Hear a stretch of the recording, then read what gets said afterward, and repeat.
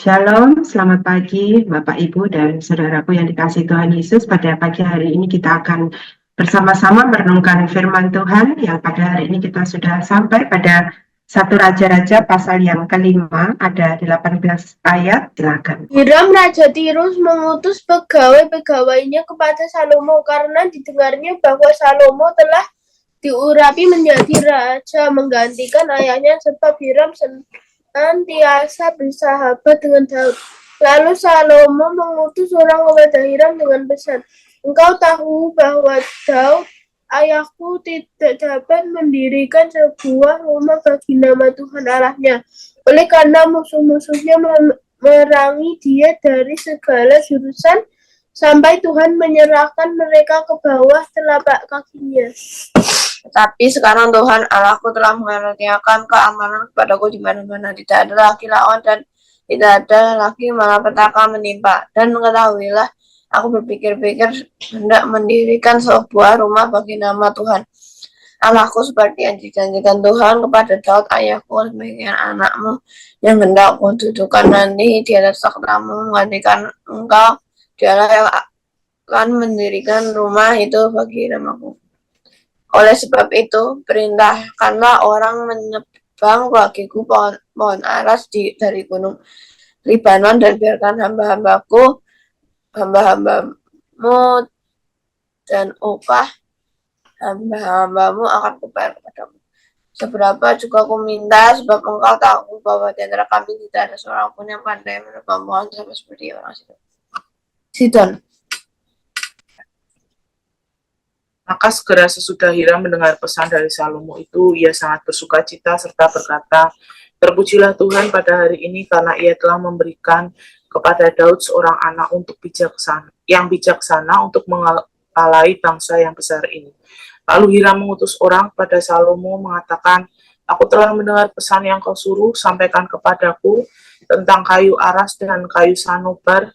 Aku akan melakukan segala yang kau kehendaki. Hamba-hambaku akan membawanya turun dari gunung Libanon ke laut, dan aku akan mengikatnya menjadi rakit-rakit di laut untuk dibawa sampai ke tempat yang akan kau tunjukkan kepadaku. Kemudian akan kusuruh bongkar semuanya di sana, sehingga engkau dapat mengangkutnya. Sementara itu engkau hendaknya menyediakan makanan bagi seisi istanaku, seberapa yang kau kehendaki." Demikianlah Hiram memberikan kayu aras dan kayu sanobar kepada Salomo seberapa yang dikehendakinya. Lalu Salomo memberikan kepada Hiram 20.000 kor gandum, bahan makanan bagi seisi istananya, dan 20 kor minyak tumbuk. Demikianlah diberikan Salomo kepada Hiram tahun demi tahun. Dan Tuhan memberikan hikmat kepada Salomo seperti yang dijanjikannya kepadanya.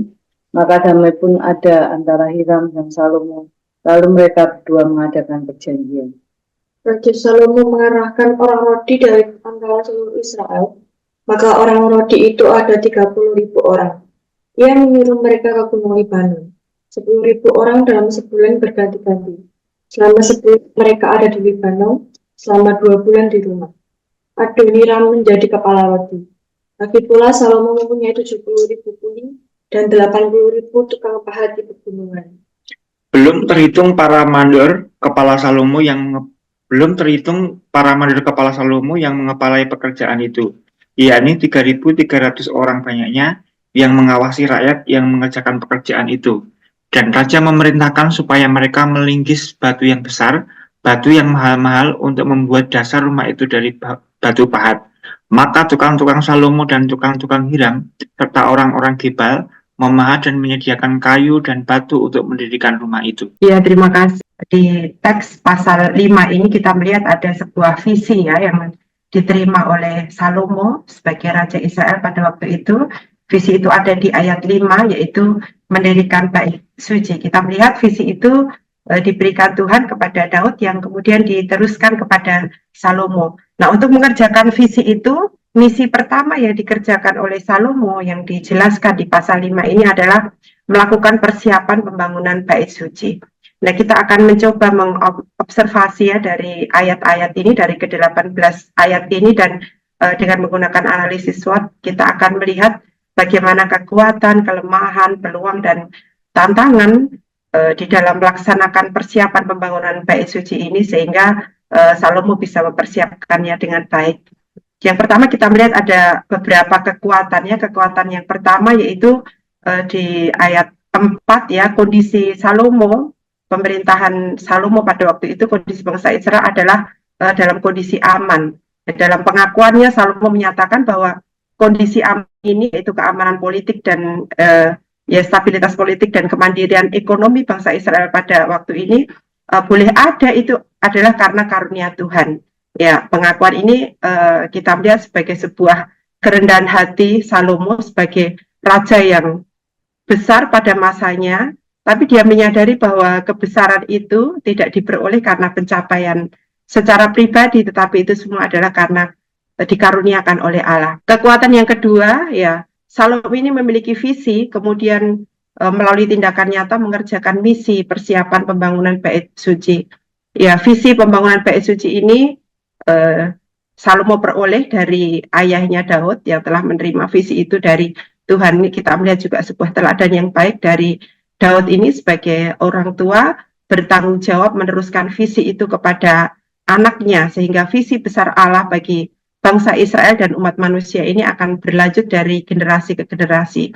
Nah, memiliki visi ini adalah hal yang terpenting bagi seorang pemimpin karena dengan visi seorang pemimpin akan memiliki arah dalam pelayanannya, kemudian visi memberikan energi, memberikan kekuatan, dan dengan kesadaran visi bahwa pekerjaan ini adalah milik Allah, ini memberikan keyakinan kepada seorang pemimpin bahwa setiap hal yang dikerjakan tidak dikerjakan sendiri, tetapi ada pribadi yang maha kuasa yang akan terus menyertai sampai pada keberhasilannya. Kekuatan yang ketiga yaitu bahwa Salomo ini memiliki kekuasaan yang besar ya. Pada pasal-pasal selanjutnya kita melihat bahwa bangsa Israel dalam pemerintahan Salomo ini memiliki kemakmuran ekonomi, memiliki stabilitas ekonomi, memiliki hubungan diplomatis yang baik dengan bangsa-bangsa lain sehingga Israel ini dihormati oleh bangsa-bangsa lain. Dan hal ini menjadikan Israel ini berada dalam keadaan yang kondusif dalam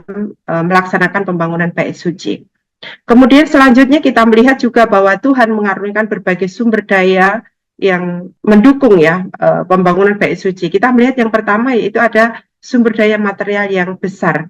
Di ayat 6, kemudian juga di ayat 8 di sana disebutkan material yang digunakan untuk pembangunan bait suci ada kayu aras dan kayu sanobar. Ya, dari beberapa sumber kayu aras ini dijelaskan adalah sebuah jenis kayu yang sangat dihormati pada masa itu. Karena apa? Yaitu karena kekuatannya, keindahannya, dan ketahanannya terhadap cuaca dan serangga. Kayu aras ini juga merupakan simbol kekayaan dan keanggunan yang digunakan khusus untuk bangunan yang penting pada masa itu, seperti misalnya istana atau kuil ya. Jadi pemilihan kayu aras untuk bait suci oleh Salomo ini menunjukkan keinginannya untuk membuat struktur yang indah dan berumur panjang. Kemudian apa itu kayu sanobar? Jadi kayu sanobar ini merupakan jenis kayu yang dihargai karena kekuatannya. Ya, kayu ini digunakan untuk berbagai jenis konstruksi, khususnya untuk atap dan lantai. Nah, ketika kayu sanobar ini digunakan bersamaan dengan kayu aras, ini akan membentuk struktur bangunan yang kokoh dan tahan lama. Ya, jadi kedua jenis kayu ini menjadi simbol kemegahan dan keberhasilan Salomo sebagai seorang raja Israel. Dan penggunaan kedua kayu ini dalam pembangunan bait suci tidak hanya mencerminkan kemewahan materi, tetapi kita melihat juga ada niat untuk memuliakan Allah dan membuat tempat ibadah yang sesuai dengan keagungan dan kemuliaan Tuhan.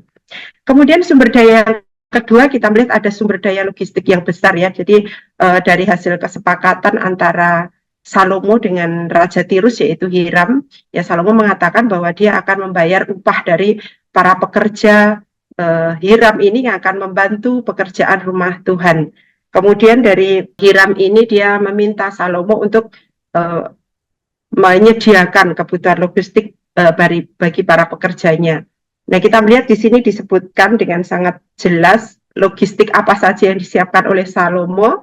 Disebutkan ada 20.000 kor gandum dan 20 kor minyak tumbuk. Ya, kalau dikonversikan dalam bentuk kilogram atau ton ya, jadi 20.000 kor gandum ini sama dengan 4.400 ton gandum dan 400.000 liter. Yang disebutkan di sini bahwa logistik itu disediakan oleh Salomo tahun demi tahun. Kalau kita melihat di total pembangunan Bait Suci ini adalah 7 tahun, dan kita belum tahu ya apakah Hiram ini membantu sampai selesai. Tetapi kalau Hiram ini membantu sampai selesai, berarti selama 7 tahun ini Salomo menyediakan 30.800 ton gandum dan 2,8 juta liter. Nah, kedua bahan makanan ini sangat penting untuk menyediakan nutrisi ya bagi para pekerja.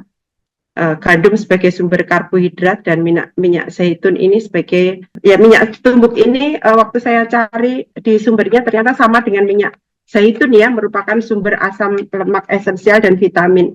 Nah, kalau kita melihat bahwa Salomo mampu menyediakan makanan sebanyak itu, berarti pemerintahan Salomo waktu itu memang ada dalam kondisi kemakmuran dan kelimpahan ekonomi ya pada masa itu. Kemudian selanjutnya kita melihat bahwa Salomo juga memiliki kekuatan dikarunia dengan sumber daya manusia yang besar. Ya tadi baca di ayat 13 sampai ayat 16 ya, berapa orang yang bekerja, ada 30.000 orang rodi, kemudian 70.000 kuli, 80.000 tukang pahat, kemudian ada mandor atau pengawas-pengawas yang mengepalai 3.300 orang. Jadi kalau kita total itu ada 183.300 orang ya kira-kira itu. Nah, dengan sumber daya manusia yang sangat besar ini kita melihat bahwa Salomo memiliki kemampuan manajerial yang mumpuni dalam mengelola SDM yang besar ini.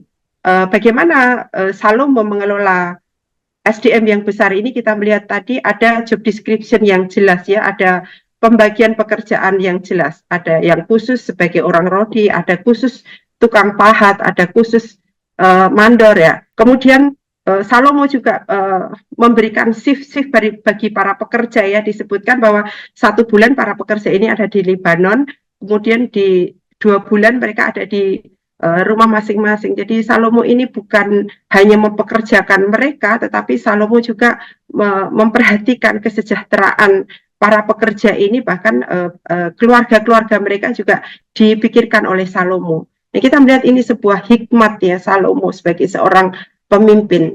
Ya, kita melihat lagi hikmat ini adalah sebuah kekuatan yang Salomo peroleh dari Tuhan ya. Di ayat 12 ya kita melihat salah satu hikmat Salomo di situ ya, Salomo ini mampu menjalin hubungan diplomatik dengan berbagai kerajaan di sekitarnya ya. Dalam teks ini kita melihat dia mengadakan perjanjian yang baik dengan Tirus. Nah, hubungan yang baik bangsa Israel dengan bangsa-bangsa lain ini memperkuat posisi Israel di antara bangsa-bangsa lain.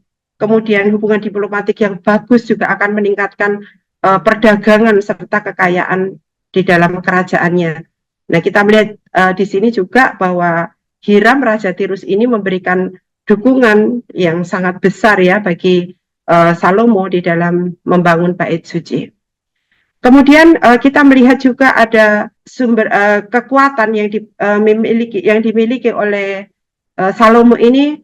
Salomo ini memiliki kemampuan manajerial, mampu memanage sumber daya yang Tuhan karuniakan itu. Ya, kita melihat bahwa Salomo secara langsung ya di ayat 17 itu memerintahkan pembuatan pondasi atau dasar Bait Suci. Ya, Salomo menyebutkan di situ bahwa pembangunan Bait Suci itu harus menggunakan batu yang mahal-mahal ya, dan membuat dasar rumah itu harus dari batu pahat ya. Ya, kita melihat di sini ada sebuah mitigasi risiko atau pengendalian risiko ya. Nah, selain kekuatan, ya kita melihat ada kelemahan yang ada di dalam bangsa Israel pada waktu itu. Ternyata ya Salomo ini menghadapi sumber daya manusia yang kurang terampil ya. Di ayat 6 disebutkan bahwa Salomo mengatakan bahwa di antara kami tidak ada seorang pun yang pandai menebang pohon, sama seperti orang Sidon. Ya, jadi keterampilan menebang pohon itu tentunya menjadi sebuah keterampilan yang paling dicari ya dalam pembangunan Bait Suci. Tetapi mengatasi kelemahan ini kita melihat ada upaya Salomo melalui diplomasi dengan Hiram. Salomo ini kita juga melihat ada karakter yang baik, ya, etika yang baik dari Salomo ini ketika dia membuat kesepakatan minta tolong kepada Raja Hiram, ya, dia membuat kesepakatan yang tidak merugikan orang lain, ya. Ini menjadi teladan juga bagi kita ketika kita minta tolong orang, ya, jangan sampai kita memberatkan atau merugikan orang lain. Jadi Salomo sudah membuat kesepakatan di awal, ya, dia katakan aku akan membayar upah pada para pekerjamu, tetapi Hiram cukup meminta supaya Salomo mencukupi kebutuhan makanan mereka. Kemudian ya ada peluang-peluang yang dimiliki oleh Salomo. Yang pertama yaitu Salomo dia di ayat 4 tidak memiliki musuh dan juga dikatakan tidak ada malapetaka, ya, dan Salomo melihat ini sebagai anugerah dari Tuhan. Nah, dari pribadi Salomo sendiri, ya, Salomo ini memiliki relasi yang baik dengan Raja Tirus, yaitu merupakan warisan dari orang tuanya. Hubungan yang baik dari orang tua akan menjadi berkat juga bagi keturunannya. Nah, kemudian yang kedua juga Salomo ini tahu dengan siapa dia bisa menjalin persahabatan, ya. Jadi kita melihat ini Salomo bersahabat dengan Hiram Raja Tirus. Nah, siapa Hiram ini? Ya, Hiram ini ya di ayat 7 dikatakan bahwa dia adalah orang yang mengenal Tuhan, ya, dia memuji Tuhan. Kemudian yang kedua, dia adalah orang yang setia. Mengapa disebut sebagai orang yang setia? Karena ya Hiram ini bersahabat dengan Daud, kemudian dia mau juga bersahabat dengan Salomo. Jadi persahabat yang cukup lama menunjukkan sebuah kesetiaan, ya, satu dengan yang lainnya. Kemudian di ayat 10 dan 11 kita melihat bahwa Hiram ini adalah orang yang bisa diajak bekerja sama dengan baik. Nah, ini menjadi teladan juga bagi para pemimpin Kristen supaya berelasi, bekerja sama dengan orang yang kredibel, orang yang setia, sehingga menjadi supporting system, ya, dalam mengerjakan misi Allah bagi dunia. Nah, kalau untuk tantangannya di pasal 5 ini kita belum lihat tantangan apa. Jadi dari teks pasal 5 ini kita melihat ada amanat teks yang bisa kita ambil. Yang pertama, bahwa Tuhan memberikan visi, Tuhan memberikan hikmat, dan Tuhan menyediakan sumber daya dalam pekerjaannya. Yang kedua, pemimpin Kristen merespon visi itu dengan tindakan nyata. Dan yang ketiga, pemimpin Kristen perlu memiliki kemampuan manajemen di dalam pelayanan. Nah, aplikasi bagi kita yang pertama, mari kita bersyukur. Saudara dan saya bersyukur untuk visi, hikmat, dan sumber daya yang Tuhan sudah sediakan di dalam pelayanan. Yang kedua, apakah saudara dan saya sudah merespon visi itu dengan tindakan yang nyata di dalam mengerjakan misi Allah bagi dunia? Dan yang ketiga, apakah saudara dan saya sudah memanage pelayanan dengan baik untuk kemuliaan nama Tuhan? Demikian firman Tuhan yang bisa kita renungkan pada pagi hari ini, kita kiranya menjadi berkat buat kita semua. Tuhan memberkati. Ya, terima kasih Mbak Eva yang sudah menyampaikan firman Tuhan. Biarlah kita mau responi dengan pujian yang terutama di dalam hidup ini. Meninggikan nama Yesus dan melakukan apa yang Tuhan bisikan kepada kita. Terutama di dalam hidup ini, meninggikan nama Yesus. Yang terutama di dalam hidup ini, memuliakan nama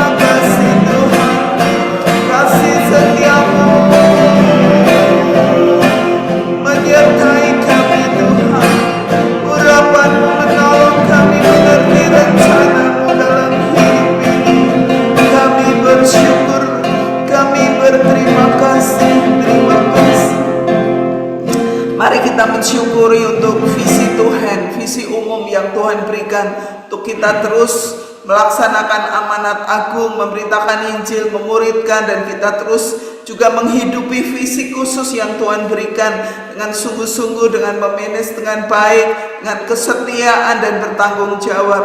Mari kita bersama berdoa. Bapa di surga, aku mengucap syukur kepada Tuhan untuk firman Tuhan dari 1 Raja-Raja 5. Aku bersyukur Tuhan karena Engkau sudah memberikan visi buat setiap kami Tuhan. Visi secara umum untuk terus mengerjakan amanat agung-Mu, dan visi secara khusus buat setiap kami.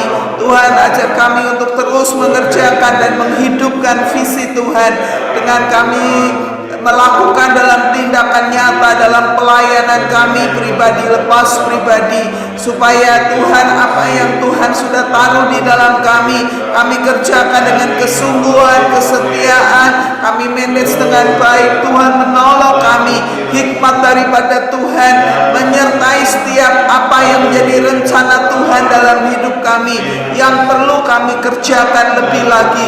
Tuhan, ampuni segala yang tidak baik Tuhan. Kami mengucap syukur di dalam nama Yesus, kami berdoa, kami bersyukur kepada Tuhan. Terima kasih Tuhan.